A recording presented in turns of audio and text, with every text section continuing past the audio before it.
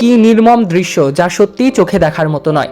এ নিয়েই এবার মুখ খুলেছেন অভিনেতা এবং অভিনেত্রীরা। বাগেরহাটে অবস্থিত হযরত খানজাহান রহমতুল্লাহির মাজার। এখানকার বিশাল দিঘির কুমির দেখার আগ্রহ নিয়ে দূর দূরান্ত থেকে আসা অনেকেই দাঁড়িয়েছিলেন সেই বিশাল ঘাটের কাছে। মাজারের দক্ষিণে দিঘির প্রধান ঘাট।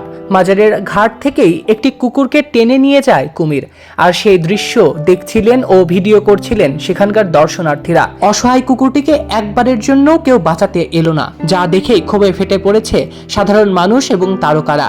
অভিনেত্রী জয়া আহসান প্রাণী অধিকার নিয়ে সবসময় সোচ্চার। এমন ঘটনায় জয়া ভক্তদের সঙ্গে ভাগাভাগি করে নিয়েছে এক ফেসবুক পোস্ট। তার পোস্টে লেখা, একজনের কন্টেন্ট বানানো আর মজা করার জন্য যে তাকে নির্মমভাবে অনর্থক মরতে হবে, এটা সে বোঝেনি, বোকা কুকুর। এই অভিনেত্রীর ভাগাভাগি করা পোস্টে আরেক অভিনেত্রী দীপা বলেছেন, ভয়ানক। এদিকে দেশের অনেক মানুষ দিন দিন অসভ্য হয়ে উঠেছে বলে মনে করছেন অভিনেতা ইরফান সাজ্জাদ। তিনি ফেসবুক স্ট্যাটাসে লিখেছেন, ঘটনাটা এতক্ষণে হয়তো আপনারা সবাই জানেন। আসলে এ দেশে মানুষের চেয়ে অমানুষের সংখ্যা বেশি, সভ্যদের চাইতে অসভ্যের সংখ্যা বেশি। দেশ খারাপ না ভাই, দেশের মানুষগুলো অত্যন্ত খারাপ, তাই দেশটা আগায় না। তিনি এ সময় দেশের সরকারের কাছে মিনতি জানান, মাননীয় সরকার দেশের মানুষগুলো ঠিক করেন, দেশ অটোমেটিক ঠিক হয়ে যাবে। এদিকে পোস্টটি ফেসবুকে শেয়ার করে পরিমণি লিখেছেন, কতগুলো কুকুর দাঁড়িয়ে দাঁড়িয়ে দেখলো। এদিকে গায়ক তানজিব সরোয়ার ফেসবুক স্ট্যাটাসে লিখেছেন, মৃত্যুর আগ পর্যন্ত তাকিয়েছিল, শেষ মুহূর্ত পর্যন্ত ও ভেবেছিল ওর ওই বিশ্বস্ত লোকটা তাকে বাঁচাতে আসবে, কিন্তু এখানে কুমিরের দোষ নেই। কুমিরের খিদে পেলে সে দেখা মাত্রই খেয়ে ফেলে, আর এখানে নিরীহ সেই কুকুরটি। এটাই কি মনুষ্যত্ব?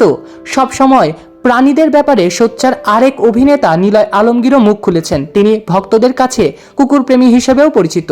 গতকালকের ঘটনা শেয়ার করে তিনি বলেছেন, প্রশাসনের উচিত খুব দ্রুত ব্যবস্থা নেয়া।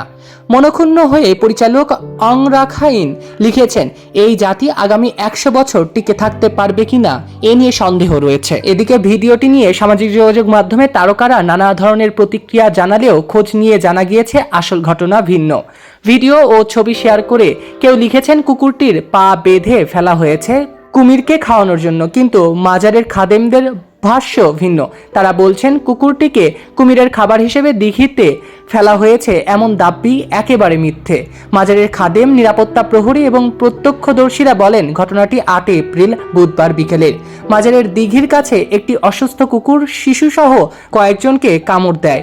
কয়েকজন তখন কুকুরটিকে তাড়াতে লাঠি ছুঁড়ে মারে। কুকুরটি নারীদের ঘাট থেকে তখন মূল ঘাটের দিকে দৌড় দেয়। সেখানে গিয়ে মাজারের নিরাপত্তা প্রহরী ফোরকানকে আঁচড় দেয়। তিনি পা ঝাড়া দিলে কুকুরটি পানিতে পড়ে যায়। এরপর কুকুরটিকে ধরে টেনে পানির নিচে নিয়ে যায়। ওই অংশটুকুই ফেসবুকে ভীষণ আকারে ভাইরাল হয়ে ছড়িয়ে পড়েছে। সৈকত আহমেদ নূর, সেলিব্রিটি লাইফলাইন।